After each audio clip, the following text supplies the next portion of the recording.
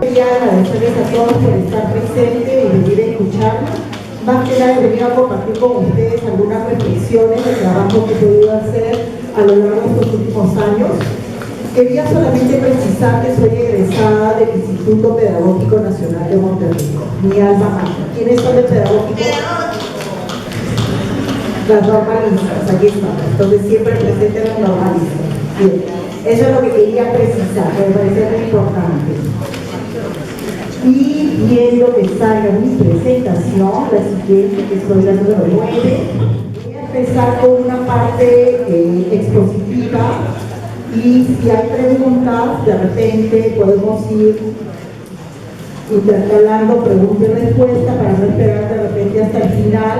Entonces lo hacemos un poco más tipo diálogo para que vayamos compartiendo las experiencias.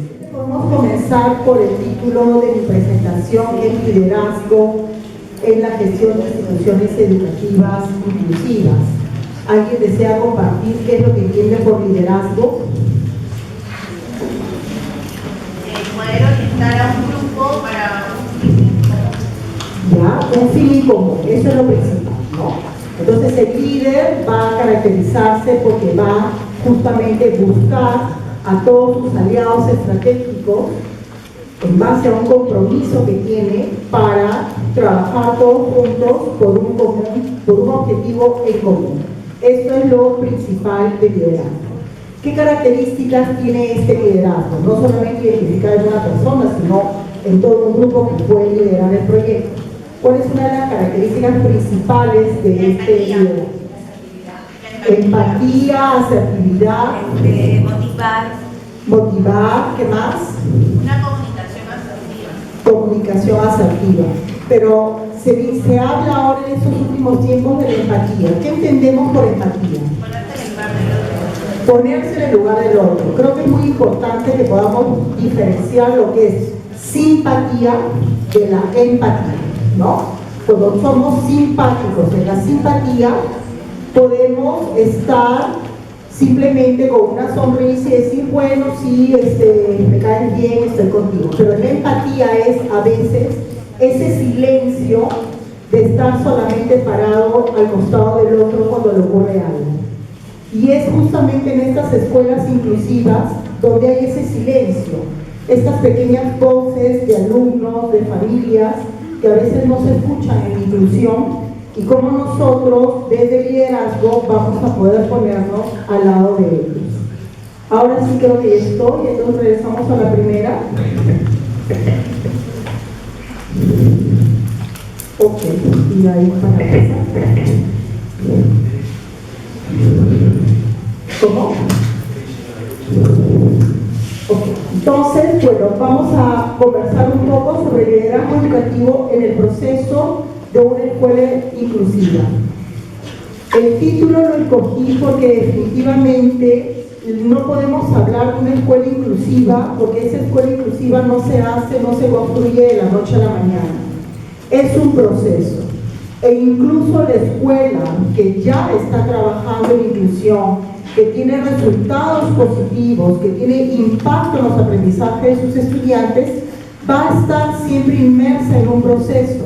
Porque como todos sabemos, trabajamos ahora siempre en la mejora continua. Esto es lo que nos tiene que motivar. Entonces, en toda institución educativa, y sobre todo en las inclusivas, debemos justamente nosotros estar orientados a trabajar en la mejora continua. ¿De acuerdo? Antes de empezar a hablar sobre inclusión, me gustaría invitarlos a que todos podamos ver este pequeño video y a partir de ahí poder todos empezar a invitarlos a la reflexión en la misma línea de pensamiento.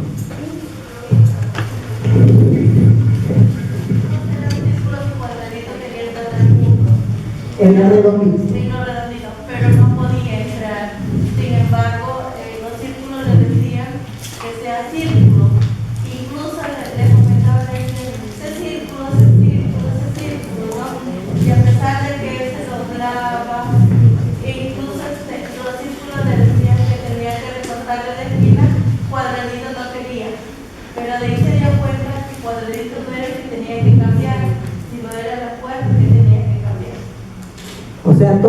círculos hicieron una asamblea.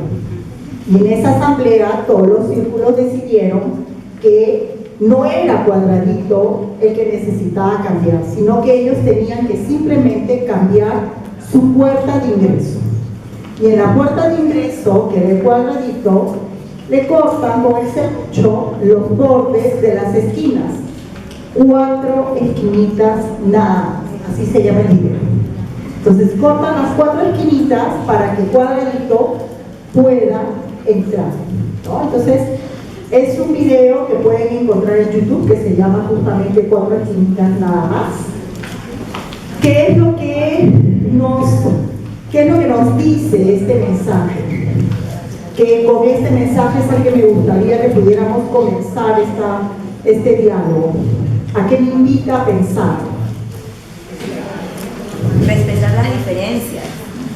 Respetar las diferencias, y eso sucede también en la vida real y no solamente en la de los adultos, de los niños, sino también en la de los adultos. En la de nosotros, la de la sociedad. Desde la sociedad. Exacto. Entonces, uno, respetar las diferencias.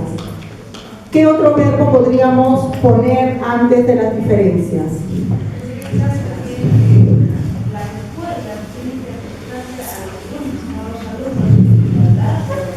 Como en este caso el Cuadradito, que los alumnos no se tienen que amoldar a la escuela, sino la escuela cambia su puerta de ingreso para que los alumnos ingresen.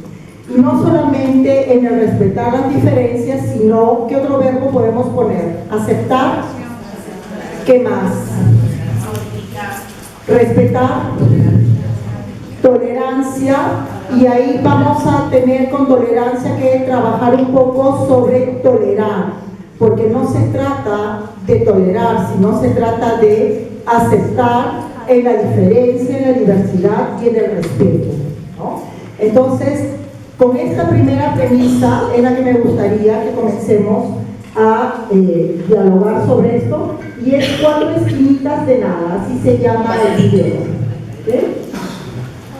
Para una primera, un punto de partida sobre la escuela inclusiva, creo que esto es una imagen que muchos de ustedes deben de haber visto, y es importante que nosotros vayamos desde el punto de lo que nos dice la guía de la UNESCO. Y la guía de la UNESCO nos habla de inclusión y de equidad. Entonces, cuando nosotros vemos en esta primera imagen que hablamos de igualdad, es que nosotros ponemos 3 bases iguales para todos. Pero ¿qué va a pasar? Que vamos a tener un niño pequeño, un intermedio y uno grande. Las 3 bases iguales para todos no les permite a los 3 acceder a ese mundo de maravilla que tienen en esta imagen. En cambio, la equidad me dice que yo voy a adaptar, en este caso mis cubos, voy a adaptar mis cubos para que el otro niño, que es el más pequeño, llegue al nivel de los otros. Entonces, esta es la primera diferencia que encuentra la UNESCO, y es la primera diferencia sobre la que debemos de trabajar. Ya no estamos hablando de igualdad, sino que estamos hablando de equidad. Hasta los años más o menos 2000 se estuvo hablando de lo que era la inclusión. Pero ¿qué significaba la inclusión? Era una integración.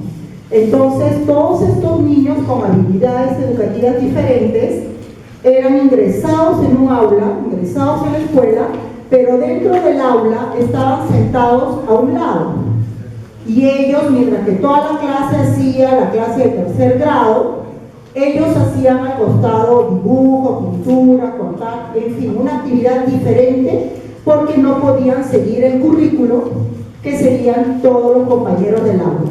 Ese es un modelo que ha funcionado hasta los años 2000 y que ya desde los 2000 en España, que son los pioneros, comienzan a cambiar, a hacer cambios en este modelo. El modelo luego pasa, después del 2015, y es el modelo que está aplicando Perú, pasamos al modelo de inclusión, que significa incluir, como en el caso de los redonditos con cuadraditos. Entonces, es que cuadradito, aquí hay un niño con silla de ruedas, cuadradito es uno más del grupo.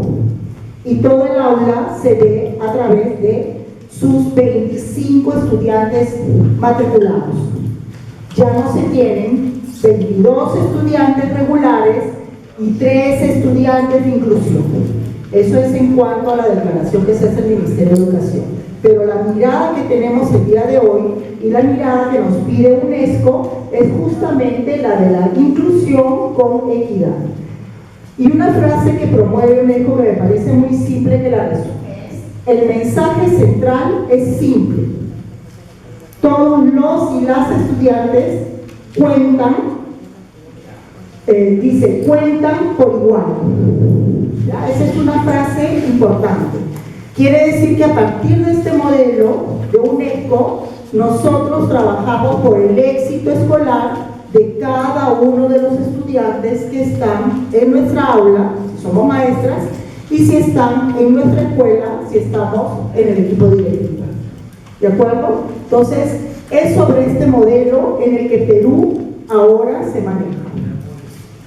¿Qué es lo que nos dice el contexto mundial sobre la escuela inclusiva? Primero tenemos que en el 2006, eso es algo muy importante, me pareció muy importante compartir con ustedes la fecha del 2006.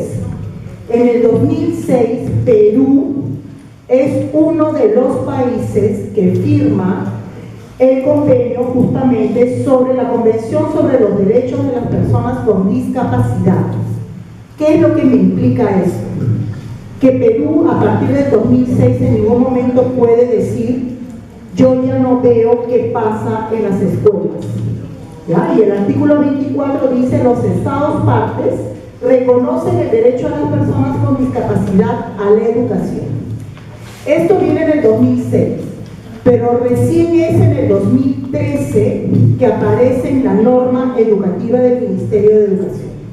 Y cuando en el 2013 aparece en la norma del año escolar, genera definitivamente en todas las escuelas un cisma, porque ninguna escuela antes lo había pensado y ninguna escuela había estudiado cómo haría este proceso de ir a una escuela inclusiva.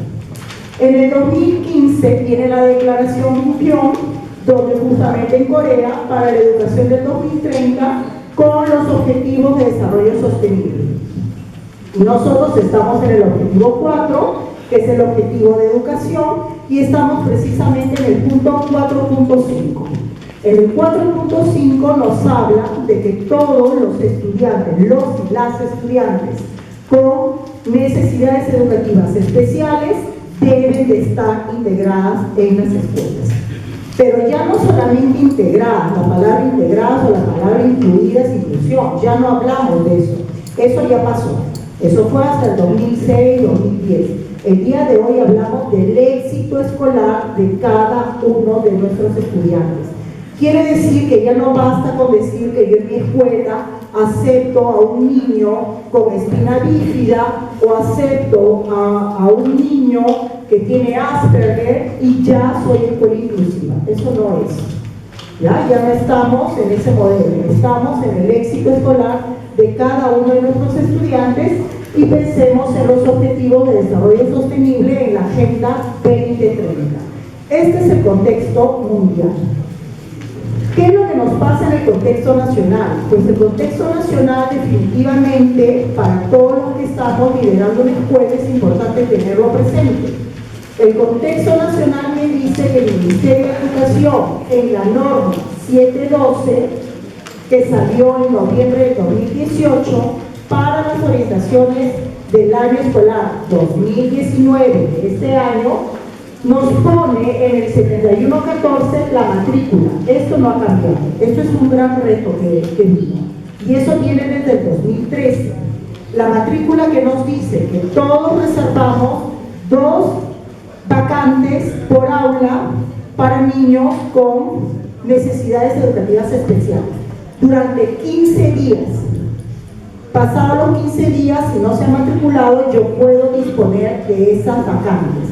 Pero de ninguna manera, ningún director de escuela privada y para mí mucho menos pública puede decirle a un padre de familia no tengo vacante para su hijo.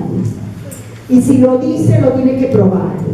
¿De acuerdo? Eso es algo muy importante que forma parte de nuestros derechos de acceso a la educación. El directivo tiene que probar que esas 2 vacantes fueron reservadas y que esas 2 vacantes ya han sido ocupadas por otro niño que tiene necesidades educativas especiales. Cuando todavía nos encontramos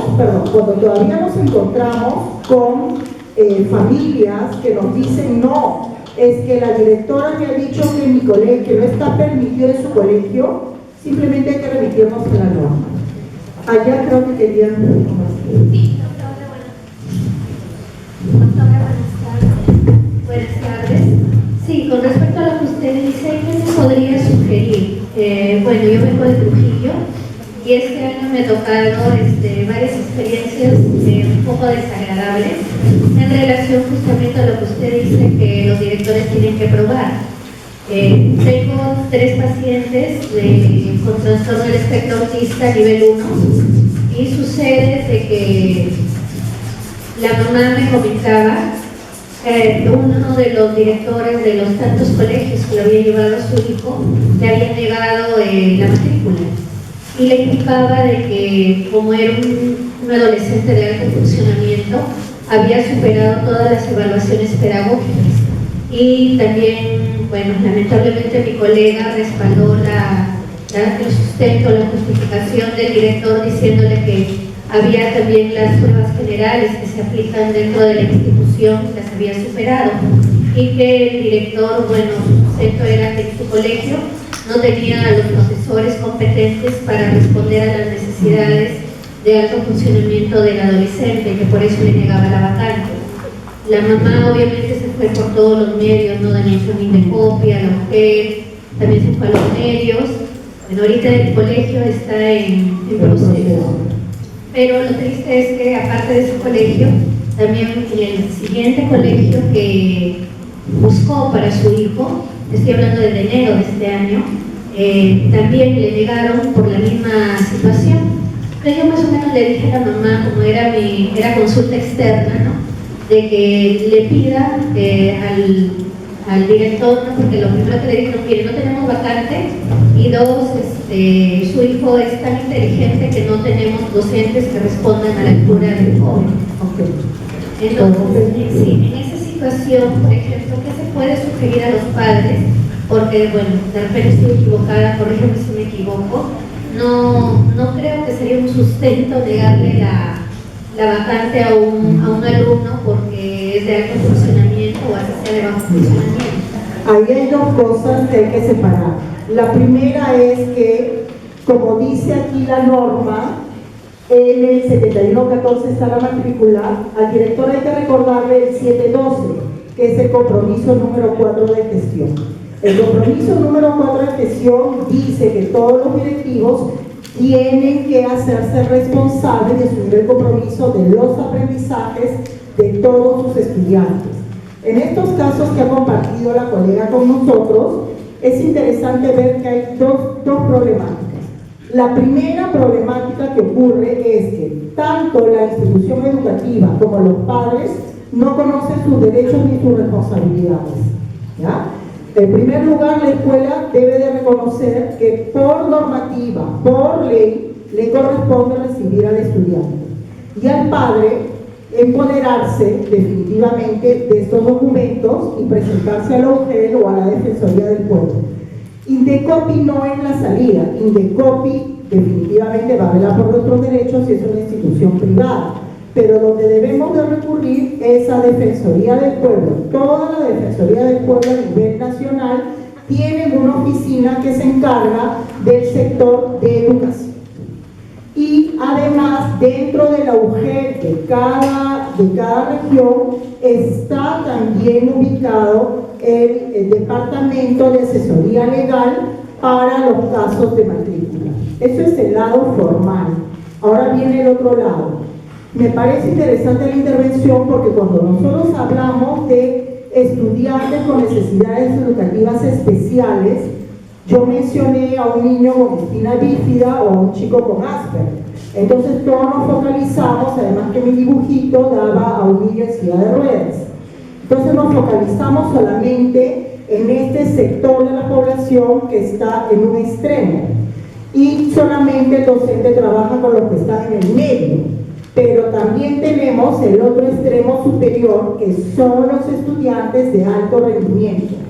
Y tan difícil, complicado y el reto es trabajar con los que tienen una deficiencia justamente ya diagnosticada para el aprendizaje a nivel cognitivo, como los que tienen un alto rendimiento. Para los de alto rendimiento les recomiendo que lean los trabajos de la doctora Sheila Blume. Ella ha hecho un trabajo de investigación con la Universidad La Católica sobre cómo trabajar con los estudiantes de alto rendimiento en Perú. Y ella es una especialista que aconseja a las escuelas en Perú de cómo trabajar con estos estudiantes. ¿Y qué pasa? Que el reto es doblemente complicado, porque como son estudiantes con un potencial de inteligencia tan alto, le sacan la vuelta a todas las encuestas y a todos los exámenes psicopedagógicos que le puedan pasar en el escuela.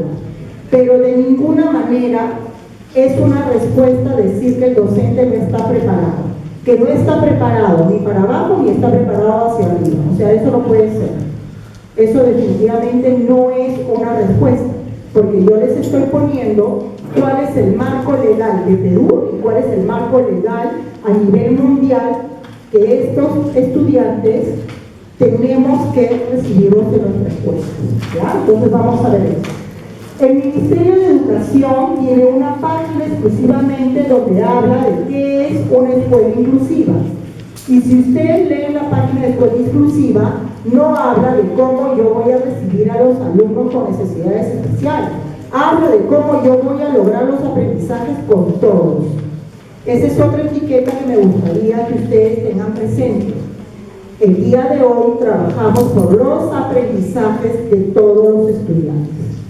Y trabajar por los aprendizajes significa que trabajo por el logro, el impacto que tengo yo en sus aprendizajes. Lo que corresponde al DCN o al Instituto de Educación manda una norma donde dice qué cantidad de alumnos debe haber en un aula, teniendo en cuenta que tenemos 2 alumnos con necesidades educativas especiales. Ya, hasta hace unos años había el hecho de que los que tenían 2 estudiantes tenían menos estudiantes para poder ocuparse. Lamentablemente esa norma ya no se está aplicando. Tienen el mismo número de estudiantes. Ya no se está aplicando.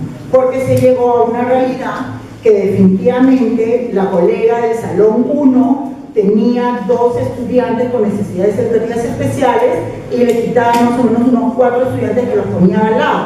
Pero las otras aulas también comenzaron a tener sobrepoblación. Entonces ya ese modelo ya no está funcionando. ¿Ya? El liderazgo en la escuela. Lamento que no se vea mucho más grande, pero aquí, para el liderazgo en la escuela hay algo importante, son unos autores, ustedes lo tienen, veo que tienen las separadas impresas.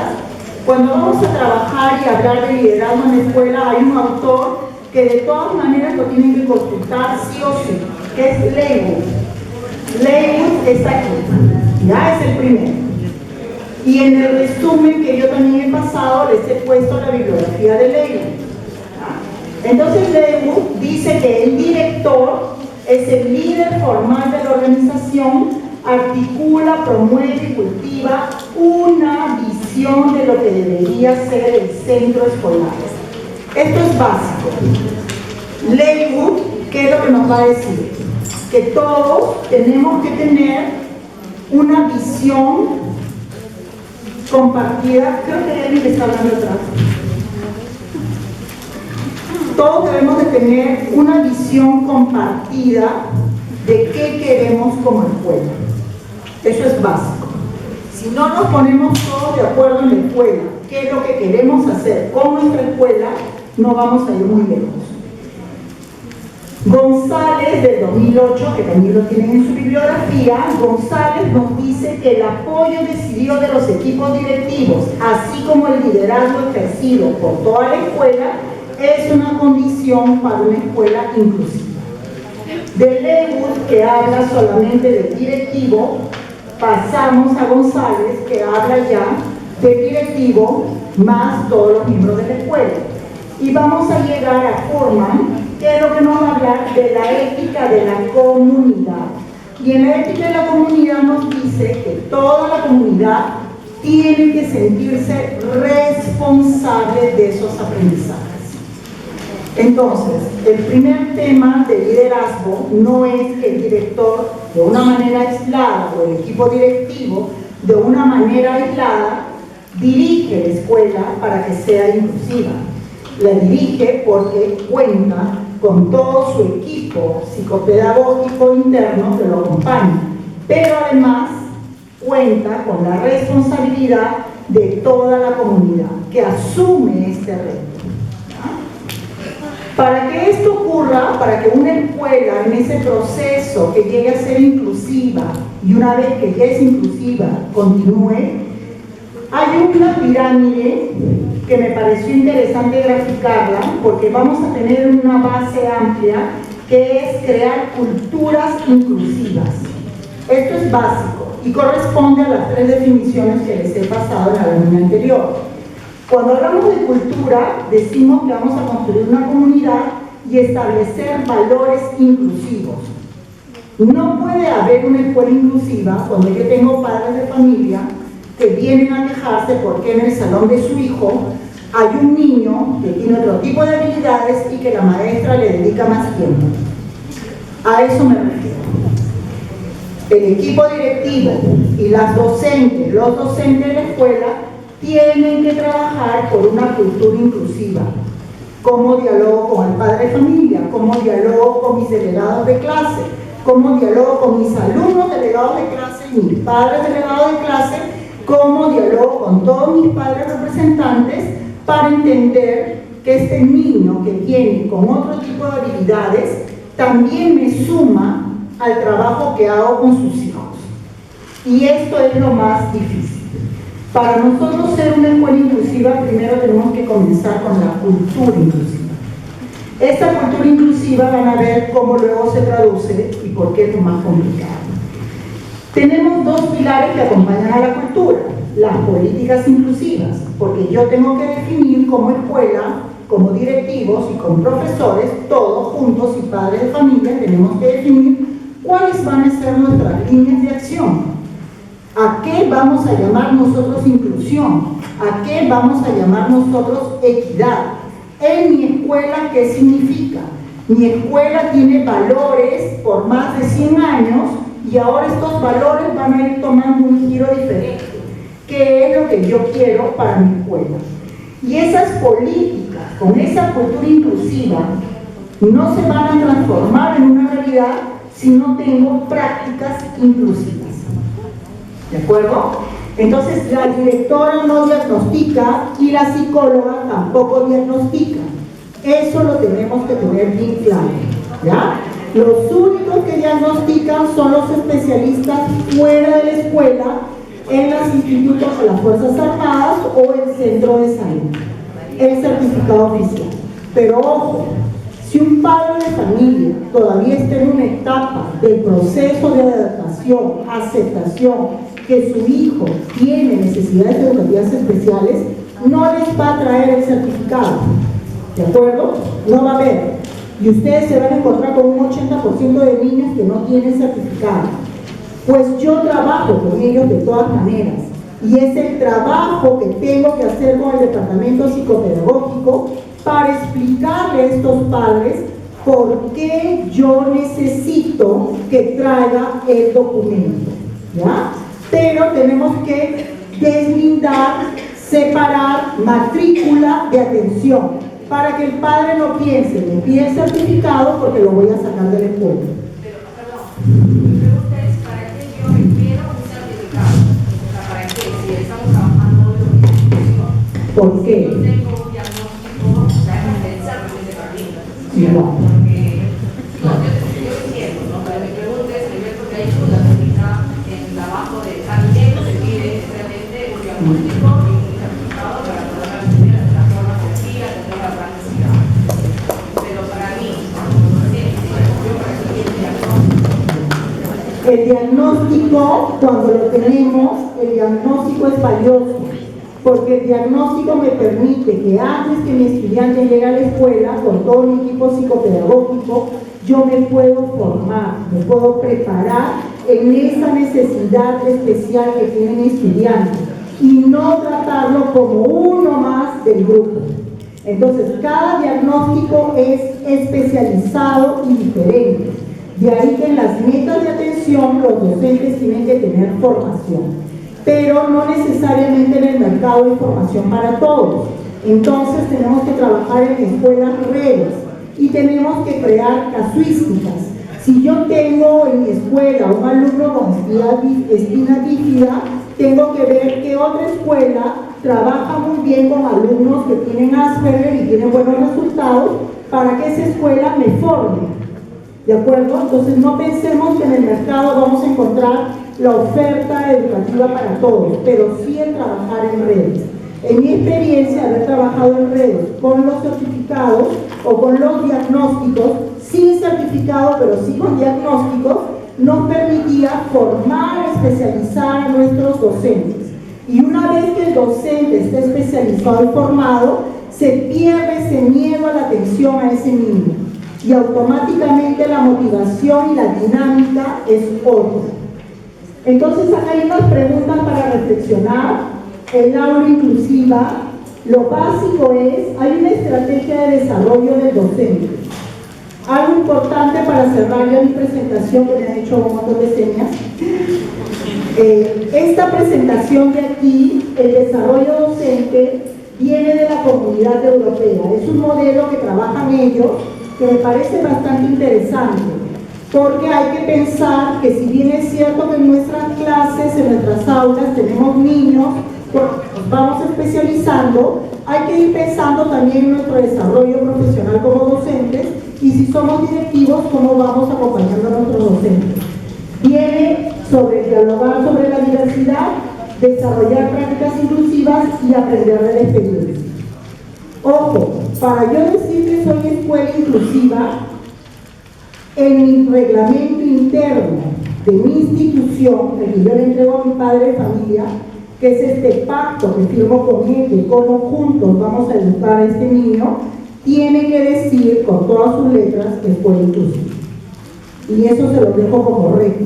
Revisen cuántos reglamentos internos de las escuelas dicen que son escuelas inclusivas. Yo conozco una escuela que tiene 50% de sus estudiantes en inicial y primaria niños de inclusión, y su reglamento interno no dice que es escuela inclusiva. Y cuando tienen todas las competencias y el potencial para decirlo. Sin embargo, no se ajusta a sus políticas. ¿Ya? Entonces, para que se den cuenta que no es tan fácil ese triángulo de cultura, política y práctica. ¿Ya? Las ASI, que son las adaptaciones curriculares individuales, que les he dicho que es básico que las conozcan. Y aquí, por ejemplo, para que se den cuenta, Colombia, el Ministerio de Educación de Colombia, las clasifica en 3 niveles. Tienen el primer nivel, que es simplemente de acceso al currículum. Quiere decir que hay infraestructura. Si yo tengo una rampa para que mi alumno pueda ingresar con silla de ruedas, le estoy dando acceso a la infraestructura. Primer nivel. Pero con eso no aprendió nada. Con eso ya sale de su entorno y va a la escuela. Nada más. ¿Ya? Hay que ser claro. Segundo nivel, que no es significativo. Segundo nivel, el grado 1, o sea, va a la escuela y hay metodología y evaluación. Pero con la metodología y evaluación yo le puedo estar proponiendo lo mismo que el otro chico y no cumple. No lo hace porque no puede. No tiene acceso. ¿Ya? Hasta ahí no avancé. ¿Cuándo se considera que es significativo el aprendizaje? Cuando tiene acceso a la infraestructura, hay una metodología de evaluación adaptada, más objetivos educativos y destrezas con criterios de desempeño. Quiere decir que el niño aprende. ¿Ya? Entonces, me pareció interesante cómo Colombia, el Ministerio de Educación, ha puesto claramente los 3 niveles. Entonces, esto que nos haga pensar. No basta con que yo ponga una rampa en mi escuela para decir que soy inclusiva. Tampoco basta con que yo tenga una metodología activa y siento a mi niño en el aula para decir que ya es inclusiva. Cuando el niño aprende y ha logrado y ha tenido impacto en los aprendizajes, eso es ser inclusivo. ¿De acuerdo? Y quiero citar al doctor Ernesto Reaño, especialista en el espectro autista, lo pueden seguir en Facebook, especialista en el espectro autista. Él dice, cuando él llega a las escuelas donde hay niños con Asperger o autismo hasta funcional, la maestra le dice, no sabe hacer esto, no hizo el otro, en el primer semestre no hizo. Entonces él les dice, bueno, que no sepa hacer todo eso ya lo sabemos, por algo tiene este diagnóstico, pero cuénteme usted qué es lo que sí ha hecho. Entonces tenemos que voltear la pregunta, no comencemos a medir con todo lo que dice nuestra libreta de notas qué es lo que logró, sino comencemos a medir cuáles han sido sus logros. ¿Ya? Es un poco como los niños, ustedes saben, los niños del espectro autista pueden pasar el primer trimestre, el segundo trimestre, no hacen contacto visual. Pero en el tercer trimestre, justo antes de la Navidad, antes de salir del colegio, los miran. Ese es un logro. Quiere decir que en todo el año logramos contacto visual. Eso es un logro. Tan mínimo, porque todos nosotros somos redonditos, que no nos damos cuenta que eso es un logro. Pero eso es un logro de desempeño. Entonces, pensemos siempre en cuadradito y redondito, que como todos somos redonditos, entonces que nos haga contacto visual no nos representa, pero en realidad sí. ¿Ya? Entonces, pensemos en eso. Los compromisos de gestión, y aquí les puse en la presentación, les he puesto la guía para asegurar la inclusión, que es del UNESCO, y les he puesto esta guía, que es un básico. Cualquier escuela que trabaje en inclusión tiene que leer la guía para la educación inclusiva, que es de May ISCO. Son unos ingleses que ellos han desarrollado un índice, se llama Index for Inclusion. Este índice nos dice paso a paso cómo yo hago para convertirme en una escuela inclusiva. No es que yo copio y calco, pero es que yo leo, me inspiro, me orienta, me guía, adapto y aplico. ¿Ya? Entonces es bien interesante y la verdad que está muy bien hecho. Y se aplica, la verdad que tiene muchos puntos de encuentro con América Latina, a pesar que son ingleses. Luego les he puesto, respondiendo a la diversidad, contando las voces de los estudiantes. Esto me pareció indispensable, porque siempre decimos que los aprendizajes están centrados en los estudiantes, pero nunca les damos el micrófono a los estudiantes. Ellos han realizado una investigación desde la voz de los estudiantes. Y el último, que es este, también es justamente que trabaja cómo trabajar en esta guía, va a ver la respuesta a la colega de Trujillo. Cómo trabajar con los niños que no son inclusión. Porque también pasamos al otro extremo. Estamos tan preocupados que estos niños, 3 niños del aula aprendan, que nos olvidamos del resto. O también nos olvidamos de los de alto rendimiento. Por si acaso en Perú no se adelantan, prohibido por el Ministerio de Educación, adelantar el año escolar. ¿Ya? O sea que mi alumno ya pasó todas las pruebas y ahora lo paso en un solo año, ese primero, segundo, tercero, cuarto y quinto secundario, y le doy su certificado y lo saco. Eso está prohibido por ley. Y el reto para la maestra es trabajar con un niño que tiene problemas cognitivos como con un niño que tiene alto rendimiento. Y por alto rendimiento no debemos hacerlo saltar de clase, porque las psicólogas lo saben mejor que yo, hay un efecto de grupo de nivel etario, de nivel de desarrollo socioemocional. ¿Ya? Eso no hay que hacer.